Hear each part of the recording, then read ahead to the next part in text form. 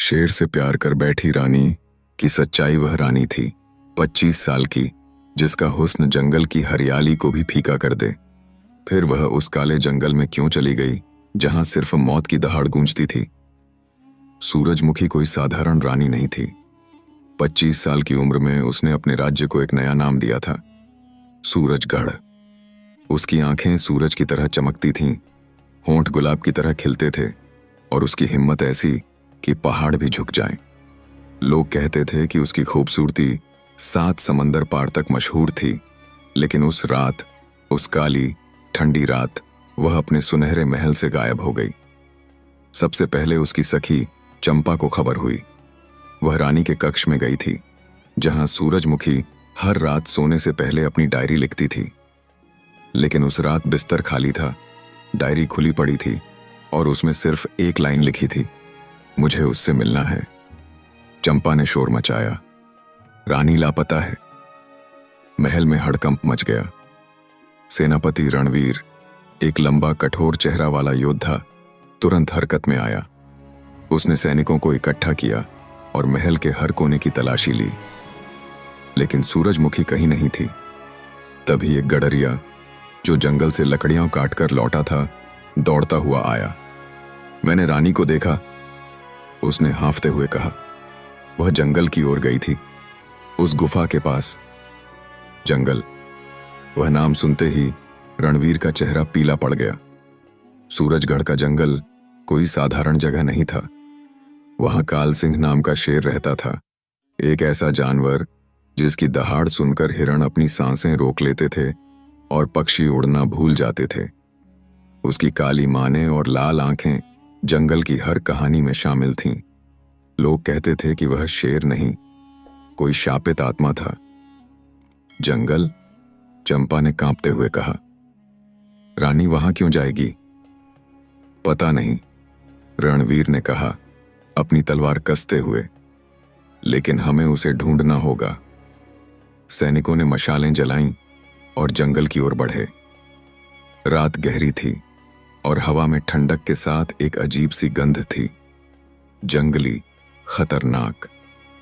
जंगल के किनारे एक गुफा के पास वे रुक गए और वहां मशालों की रोशनी में सूरजमुखी खड़ी थी।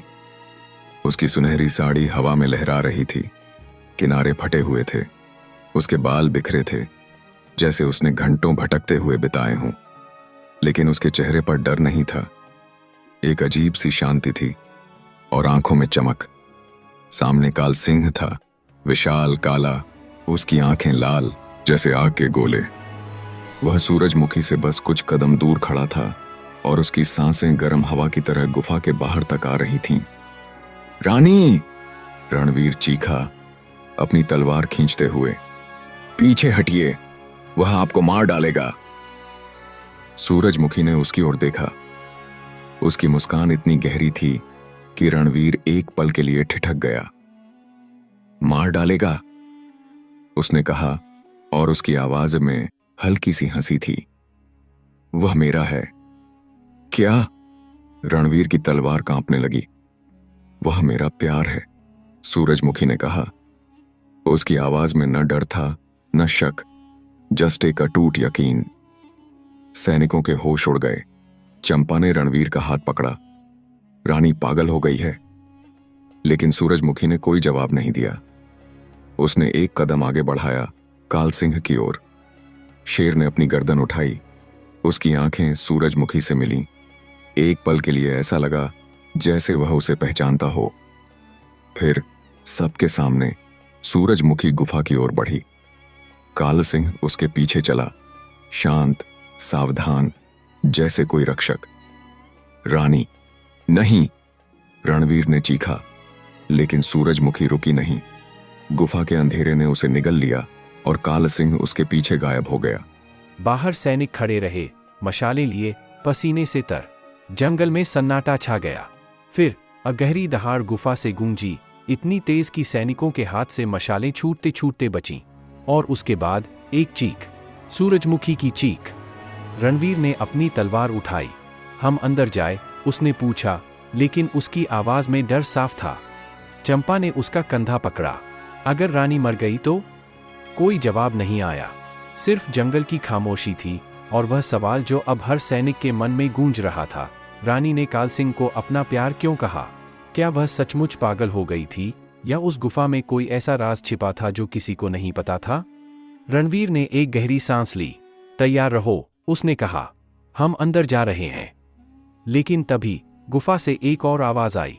यह चीख नहीं थी, बल्कि एक हल्की सी फुसफुसाहट थी, सूरजमुखी की आवाज। रुद्र। रणवीर ठिठक गया। रुद्र? यह कौन है? चंपा की आंखें चौड़ी हो गईं। मुझे कुछ याद आ रहा है। रुद्र, वह नाम। लेकिन इससे पहले कि वह कुछ और कह पाती, गुफा से एक और दहाड़ निकली और फिर सन्नाटा। क्या सूरजमुखी जिंदा थी? और यह रुद्र कौन था जिसका नाम उसने पुकारा? क्या काल सिंह सचमुच उसका प्यार था या यह सब एक खतरनाक भ्रम था? वह शेर नहीं था, वह एक इंसान था जिसे रानी के प्यार ने शेर बना दिया। लेकिन यह प्यार एक ऐसी कीमत मांगता था जिसे कोई नहीं चुका सकता था। गुफा के अंदर अंधेरा इतना गहरा था कि सूरजमुखी की मशाल की रोशनी भी उसे भेद नहीं पा रही थी। हवा ठंडी थी और उसमें एक गंध थी, जंगली, खून की सी। काल सिंह उसके सामने खड़ा था, उसकी लाल आंखें सूरजमुखी को घूर रही थीं। बाहर रणवीर और सैनिक उस चीख को सुनकर ठिठक गए थे। लेकिन अंदर सूरजमुखी डरी नहीं। उसने अपनी मशाल जमीन पर रखी और काल सिंह की ओर एक कदम बढ़ाया। रुद्र, उसने फुसफुसाया और उसकी आवाज में एक अजीब सी कशिश थी। मैं जानती हूं तुम यहां हो। काल सिंह ने अपनी गर्दन झुकाई। एक पल के लिए उसकी आंखों में लालिमा कम हुई और एक इंसानी दर्द झलका। उसने अपने विशाल पंजे से सूरजमुखी को छुआ, नरमी से, जैसे कोई पुराना याद आया हो। सूरजमुखी की आंखों में आंसू आ गए। उसने शेर की माने को सहलाया और कहा, मैं तुम्हें वापस लाऊंगी। बाहर चंपा ने यह नाम सुना था, रुद्र, और उसका चेहरा पीला पड़ गया। उसने रणवीर के कंधे पर हाथ रखा। रुद्र, मुझे याद आया, वह वही है ना? कौन रुद्र? रणवीर ने गुस्से से पूछा। यह क्या पागलपन है? चंपा ने गहरी सांस ली। 1 साल पहले रानी की सगाई होने वाली थी, रुद्र नाम के एक योद्धा से। रणवीर की भौहें सिकुड़ गईं। फिर क्या हुआ? वह गायब हो गया, चंपा ने कहा। रातों रात। किसी को नहीं पता था कि वह कहाँ गया। रानी ने किसी से कुछ नहीं कहा, लेकिन वह टूट गई थी। रणवीर ने गुफा की ओर देखा। तो तुम कह रही हो कि यह शेर रुद्र है? चंपा ने कांपते हुए सिर हिलाया। मुझे नहीं पता, लेकिन रानी ऐसा क्यों कह रही है? अंदर सूरजमुखी गुफा की दीवार पर हाथ फेर रही थी। उसने एक पुराना चिन्ह देखा, एक चक्र जिसके बीच में सूरज बना था। उसने अपनी डायरी निकाली जो उसने महल से साथ लाई थी। उसमें लिखा था, श्राप को तोड़ने का रास्ता जंगल में है। तपस्वी ने कहा था, उसके साथ रहो, उसे याद दिलाओ। फ्लैशबैक में कहानी खुलती है। 1 साल पहले सूरजमुखी 25 साल की थी, जवान, नयनवेली रानी, जिसका राज्य सूरजगढ़ अभी अभी उसके हाथों में आया था। उसी दौरान उसकी मुलाकात रुद्र से हुई।